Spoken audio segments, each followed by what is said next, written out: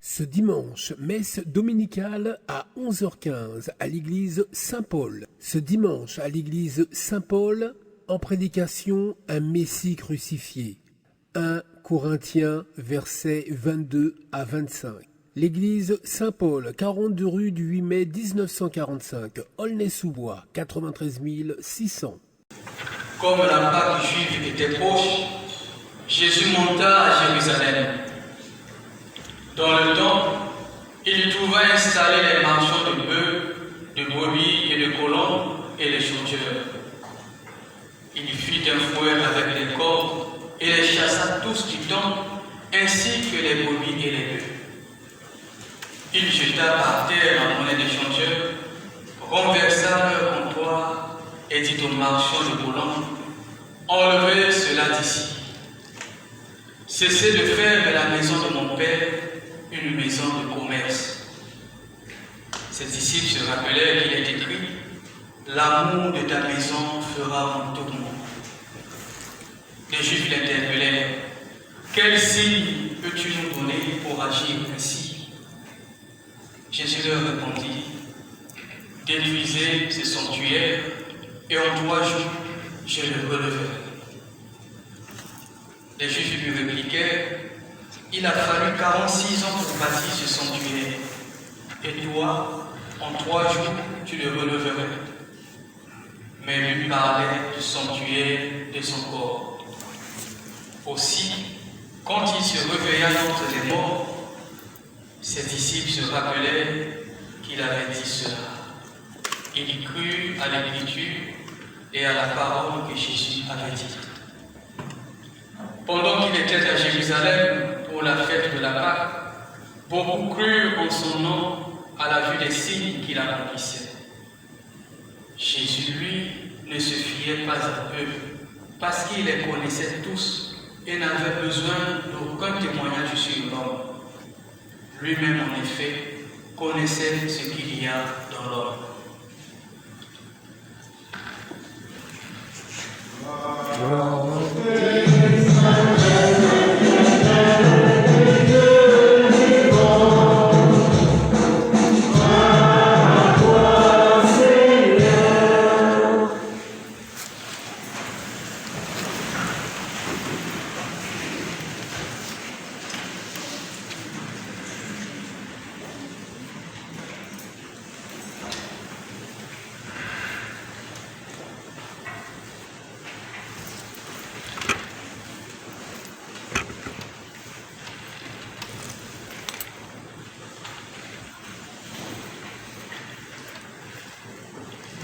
Vous maîtrisez bien mes habitudes.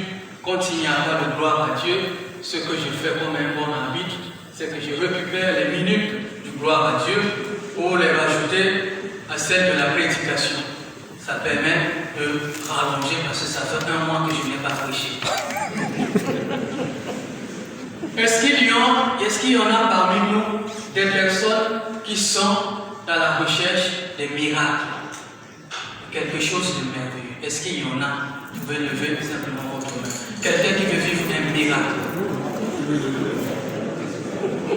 Est-ce qu'il y en a aussi qui sont plutôt en quête d'une forme de sagesse pour comprendre le monde, l'homme, avec toutes les situations que nous vivons ces derniers temps? Est-ce qu'il y en a aussi? Voilà. De ces 2 groupes-là, l'apôtre Paul, dans cette lettre que nous venons d'entendre aux Corinthiens, nous recentre en disant: frères, alors que les Juifs recherchent les miracles et les prodiges et que les Grecs sont en quête de la sagesse, nous proclamons un Messie crucifié, scandale pour les Juifs et folie pour les païens. Ce qui revient à dire que la prédication de ce jour va essentiellement porter sur la méditation de la croix. Tandis que les Juifs recherchent des signes, des miracles, et que les Grecs sont en quête d'une philosophie, d'une sagesse, nous, c'est-à-dire nous qui sommes chrétiens, nous proclamons celui-là qui est crucifié. Et cette proclamation d'un Messie crucifié est une folie pour ceux qui se perdent. C'est le message de ce jour. S'il y a un évangile authentique, c'est bien l'évangile de la croix. S'il y a un évangile authentique, c'est l'évangile de la croix. Le centre de la prédication chrétienne, ce n'est ni une philosophie, ni les miracles. Le centre de la prédication chrétienne, c'est la croix. La croix est au centre du mystère chrétien. Et quel est le contenu de cette prédication de la croix dont parle l'apôtre Paul? Le contenu est très simple. C'est que celui qui est crucifié, celui qui est conduit au bois de la croix, c'est lui qui est le Seigneur. Et comme Seigneur, il est appelé à régner dans nos vies, à prendre possession dans nos vies comme il a fait aujourd'hui, en prenant possession du temple et en le purifiant. Si donc quelqu'un me prêche un évangile basé sur les miracles, sur l'argent, sur le bien-être, sur les richesses, je dois conclure que cet évangile-là n'est pas authentique. Parce que l'évangile, c'est l'évangile de la croix. Toutes les prédications doivent se référer à la croix du Seigneur. Alors nous allons essayer de comprendre par étapes cette prédication de la croix. Nous allons essayer de comprendre pourquoi la croix est au centre du mystère chrétien. Première étape, c'est la croix avant la mort de Jésus. Qu'est-ce que la croix avant la mort de Jésus? Avant la mort de Jésus, la croix n'est qu'instrument de la grande honte. Celui qui mourait sur la croix, c'était celui-là qui était banni, exclu de la société des hommes, mais aussi exclu de la miséricorde de Dieu. Voilà pourquoi il est écrit dans Deutéronome 21-23, maudit soit celui qui est pendu au bois de la croix. Et même à l'époque, dans certains récits, on nous dit que lorsque les gens étaient crucifiés, ceux qui étaient crucifiés n'avaient pas de sépulture. À la fin, on jetait leurs cadavres. Et c'était les oiseaux du ciel, les chiens qui s'en occupaient. Parce que ces hommes-là étaient bannis de la société. Ces hommes-là étaient aussi bannis de la miséricorde de Dieu. Or, spirituellement, tous nous avons commis des crimes. Spirituellement, nous avons tous péché. Et Paul aux Romains nous le dit, Romains 3-23, tous ont péché et sont privés de la grâce et de la miséricorde de Dieu. Tous ont péché. Et donc, comme pécheurs, nous avons nous aussi notre place ici à la croix. Nous aussi, comme ces hommes-là qui mouraient à cause de leur faute. Et donc, la croix avant Jésus-Christ n'est qu'instrument de honte. Mourir sur la croix, c'était une grande honte et c'était la plus grande. Deuxième étape, la croix avec Jésus-Christ. Avec lui et à cause de lui, tout change. La croix, instrument de supplice, de condamnation et de mort, devient à cause du Christ l'arme de victoire, le signe du salut. Parce que lui, l'innocent, celui qui n'a pas commis de péché, se retrouve là, cloué au bois de la croix, à la place du pécheur. Et c'est d'ailleurs cela qui a bouleversé la vie de l'apôtre Paul, en disant, mais qu'est-ce que Dieu a voulu nous démontrer en laissant son fils mourir sur la croix, lui qui n'a point commis de péché. Le Christ est ici sur la croix, parce qu'il a pris notre condamnation. Parce qu'il a pris notre péché. Il est ici à notre place pour qu'à partir de lui, sa vie divine nous accueille et que le salut de Dieu vienne jusqu'à nous. Et en prenant notre péché, en prenant notre condamnation, en prenant notre mort, il les a aussi détruits en même temps sur cette croix. Et c'est là qu'il a poussé le grand cri de la victoire et a proclamé que tout est accompli. Amen. La croix devient à cause de Jésus-Christ le langage de Dieu. Dieu nous parle à travers la croix et nous allons essayer de décrypter ce langage-là. Premier point, premier mot de ce langage de la croix, c'est l'amour. Dieu a tant aimé le monde qu'il a donné son Fils unique, afin que quiconque croit en lui ne périsse point, mais qu'il ait la vie éternelle. Et nous pouvons lire cela dans l'Évangile selon Saint Jean, le chapitre 3, verset 16. Dieu a tant aimé le monde. Il ne s'est pas contenté de nous donner les choses en nous aimant, mais il nous a donné ce qu'il avait de plus cher. Et ce qu'il avait de plus cher, c'est quoi? C'est son Fils unique, Jésus-Christ, donné pour nous sur la croix.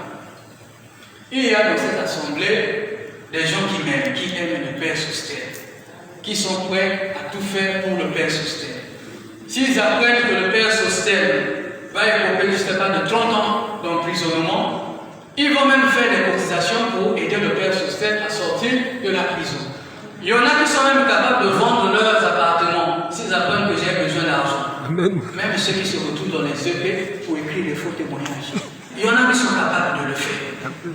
Mais les mêmes personnes qui m'aiment ne peuvent pas donner leur fils ou leur fille prendre ma condamnation ou mourir à ma place. Ce n'est pas possible. Tout en m'aimant, tout en me donnant de l'argent, tout en me donnant des choses, personne n'est capable de dire, mon fils, tu vas aller prendre ces 30 ans comme ça, lui va sortir. Personne ne peut le faire. Mais c'est ça que Dieu a fait pour nous qui avons péché. Il a pris son propre fils prendre notre place afin que nous soyons sauvés. Et c'est cela que l'apôtre nous dira, l'apôtre Paul nous dira, pour nous, Dieu n'a pas épargné son Fils unique. Romains 8, 22. Quel grand amour! Quel grand amour qui consiste à donner son Fils. Il n'y a de véritable amour que dans le sacrifice et dans le don de soi. Il n'est pas de plus grand amour que de donner sa vie pour ce qu'on aime. Sans don de soi, sans sacrifice, il n'y a pas d'amour. Et nous le voyons aussi au niveau des couples. Celui qui aime le plus, c'est celui-là qui souffre. On le voit lorsque le bon monsieur comprend que sa femme l'aime, et c'est là qu'il commence à mener une vie de vagabond. Parce qu'il a compris que sa femme l'aime. Il comprend que sa femme est esclave de cet amour-là. Et donc, il va se permettre de faire n'importe quoi. Je ne veux pas dire qu'il ne faut pas aimer, il faut continuer d'aimer. De même aussi, les femmes. Le jour de la Saint-Valentin, je ne sais pas si c'est le 14 février, quand je viens là avec les fleurs, je dis, madame, je t'aime. C'est ce jour-là aussi qu'elle commence à monter sur ses talons. Parce qu'elle a compris que tu l'aimes. Et donc, elle peut se permettre de faire tout et n'importe quoi. Le premier langage de la croix, c'est le langage de l'amour. Deuxième langage, mot de la croix, c'est la réconciliation. Sur la croix, Dieu lui-même est venu se réconcilier avec nous. Il est venu nous proposer la réconciliation. Il n'a pas attendu que l'homme pécheur fasse la démarche, mais c'est lui à travers la croix qui est venu rejoindre le pécheur. Colossiens 1 à 20. Car Dieu a voulu que toute plénitude habitât en lui. Il a voulu par lui réconcilier tout avec lui-même, tant ce qui est sur la terre que ce qui est dans les cieux, en faisant la paix par lui, par le sang de la croix. Dieu nous a réconciliés avec lui. Il a fait la paix avec nous par le sang qui a coulé ici, sur cette croix. Réconciliation. Troisième mot de ce langage, c'est le pardon.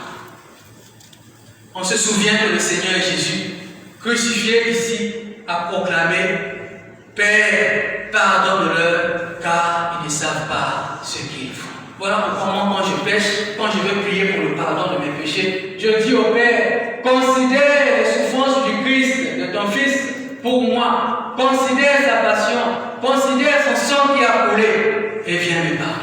Et il le fait. Parce que c'est ici que le pardon, la réconciliation ont été offertes aux pécheurs que nous sommes. Autre mot de ce langage de la croix, c'est le rapprochement. Puisqu'il y a eu une réconciliation de la croix, eh bien, la croix nous rapproche maintenant de Dieu. La croix se dresse entre terre et ciel comme l'échelle, cette échelle que Jacob dans Genèse 28 avait revue ensemble. Entre ciel et terre, il y a la croix. Pour que l'homme pécheur prenne cette croix, puisqu'il est dit qu'au sommet de cette échelle se trouve Dieu lui-même. La croix est là, comme une échelle. Pour que je la prenne, je monte et que j'aille à la rencontre de qui? À la rencontre de Dieu. La croix est là pour nous rapprocher de Dieu. Et donc, lorsque nous faisons le chemin de croix le vendredi saint, nous ne faisons pas pour nous souvenir des souffrances du Christ. Nous prenons le chemin de croix comme échelle pour monter pas à pas, pour aller à la rencontre du Dieu vivant. Malheureusement, comme on est dans un monde où tout est à l'envers, on fait maintenant même le chemin de croix un dimanche après-midi. Et quand vous allez dire que ce n'est pas normal, on va aller se réunir pour dire écrivons contre lui. Ça vient là. Amen. La croix est là pour nous rapprocher de Dieu comme une échelle. Mais la croix, en nous rapprochant de Dieu, nous rapproche aussi. Elle nous unit. C'est le symbole des mains étendues du Christ en croix. Il prend à gauche, il prend à droite et il nous réunit en lui. C'est ça la croix, parce qu'il est notre unité. Et nous lisons cela dans Éphésiens 2:13. Mais maintenant, en Jésus-Christ, vous qui étiez éloignés, vous avez été rapprochés par le sang du Christ. Car il est notre Père, lui qui des deux, Israël et les païens, n'en a fait qu'un. Et qui a renversé le mur de séparation, le mur de haine, l'inimitié, ayant anéanti par sa chair la loi des ordonnances dans ses prescriptions, afin de créer en lui-même, avec les deux, un seul homme nouveau, en établissant la paix, et de les réconcilier l'un et l'autre en un seul corps, avec Dieu par la croix, en détruisant la haine. Amen. La croix me relie avec le Père, la croix me relie avec toi. Autre mot de ce langage donc de la croix, c'est la communion. La communion entre nous, la communion avec le Père, parce que c'est ici qu'il y a eu la paix. Mais la croix continue, le langage de la croix continue de parler. C'est aussi le langage de la victoire. La croix proclame la victoire. Victoire contre le péché, victoire contre la souffrance, victoire contre la mort. Et plus encore, contre l'instigateur, l'auteur du péché, de la souffrance et de la mort, qui n'est autre que Satan. Parce que c'est ici qu'il a été vaincu il y a 2000 ans et 21 années. La croix, c'est donc une arme de victoire. Ici, le péché est pardonné. Ici, la souffrance perd son aiguillon. Ici, la mort perd son pouvoir absolu. Voilà pourquoi l'apôtre Paul peut crier: ô mort, où est ta victoire? Où est ta victoire? Parce qu'à cause de la croix, nous regardons autrement notre souffrance. À cause de la croix, notre souffrance est désormais en lien avec la souffrance du Christ. Et donc c'est une souffrance transfigurée. À cause de la croix, la mort n'est plus un terminus. La mort devient pour nous un passage parce qu'il y a eu une résurrection. Ô mort, où est ta victoire? Lorsque j'ai compris, en résumé, parce qu'il faut que j'aille faire mon poulet, je ne peux pas continuer de prêcher pendant plusieurs heures. Lorsque j'ai compris ce langage de la croix, que me reste-t-il à faire? Que me reste-t-il à faire? Eh bien, il me reste à apprendre le renoncement à soi. La croix est là pour m'inviter au renoncement. Et le Christ lui-même le dit: celui qui veut me suivre, qu'il renonce à lui-même, qu'il prenne sa croix et qu'il me suive. Renoncement. Renoncement à quoi? Renoncement à ma volonté propre. Renoncement à mon ego que j'entretiens mal, pour que le Christ prenne place en moi. En renonçant, j'apprends aussi à partager ses souffrances pour avoir part à sa gloire. Et c'est ce que Paul dira au jeune Timothée: prends ta part de souffrance pour l'annonce de l'évangile. Souviens-toi de Jésus-Christ, ressuscité d'entre les morts. Si nous souffrons avec lui, nous régnerons. Si nous mourons avec lui, nous vivons. Il y a des gens qui vont dans les églises où tous les jours on saute, on crie gloire, gloire, gloire. Il faut commencer par souffrir avec le Christ pour connaître sa gloire. Et ça passe par la croix. Quand j'ai appris cela, qu'il faut un renoncement à soi, deuxième pas à faire, la croix est là pour m'apprendre à crucifier la chair. avec ses convoitises, avec ses passions. La croix est là pour nous rappeler que nous avons un combat contre la chair, contre le péché qui grandit en nous.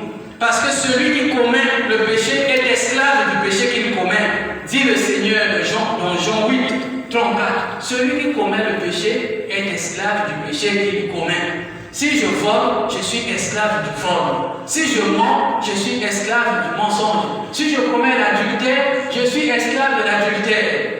Et comme esclave, je suis donc contrôlé par le péché que je commets. Et la croix est là pour me dire, prends-moi comme une arme pour vaincre ton péché. Parce que c'est ici qu'a été vaincu tous tes péchés. Alléluia. La croix est là pour qu'on apprenne à crucifier notre nature pécheresse. Qu'on apprenne à fixer le vieil homme ici, à le condamner ici. Et c'est Paul qui le dira au Galates 2, le verset 20. Avec le Christ, je suis fixé à la croix. Je vis, ce n'est plus moi qui vis, c'est le Christ qui vit en moi. Et ma vie aujourd'hui, dans sa condition d'homme, je la vis au Fils de Dieu qui est mort et ressuscité pour moi. Amen. La croix est là pour m'apprendre à mourir afin que le Christ vive en moi. À mourir pour vivre désormais pour le Christ.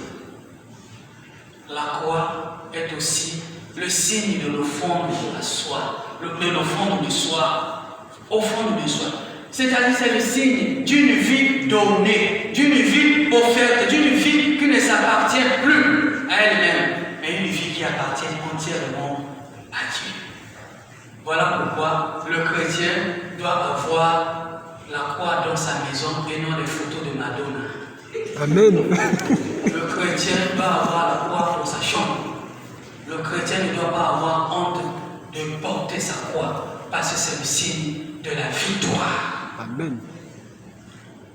En ayant la croix dans sa maison, le chrétien doit aussi apprendre à bien faire le signe de croix et non pas à faire comme si on chassait les mouches. Bien faire le signe de la croix parce que c'est notre arme de victoire. Et en ayant la croix dans sa maison, si on sent qu'il y a une menace, si on se sent menacé la nuit ou le jour, si on ne se sent pas bien, on se saisit de cette croix-là. Moi, j'ai la mienne dans mes poches. Je ne vais pas laisser dans mon manteau là-bas. Je l'ai dans ma poche. Je me promène avec. En cas de menace, je la fais sortir parce que les prières de l'Église disent qu'en ce temps-là, s'il y a une menace, prends la croix et dis, voici la croix du Seigneur. Fuyez puissance ennemie. Il a vaincu le lion de la tribu de Juda. C'est une prière d'exorcisme. Au lieu d'enseigner ces choses-là, on passe le temps et dessus mon dos. Il faut enseigner ces choses-là. Amen. Quand vous êtes menacé, prenez votre croix, proclamez. Voici la croix du Seigneur. Fuyez puissance ennemie. Il a vaincu les lions de la tribu de Juda. Et l'ennemi s'enfuira loin de votre maison. Amen. Mais Paul, aujourd'hui en nous parlant de la croix, rappelle aussi quelque part dans la lettre aux Éphésiens qu'il y a des gens qui sont des ennemis de la croix.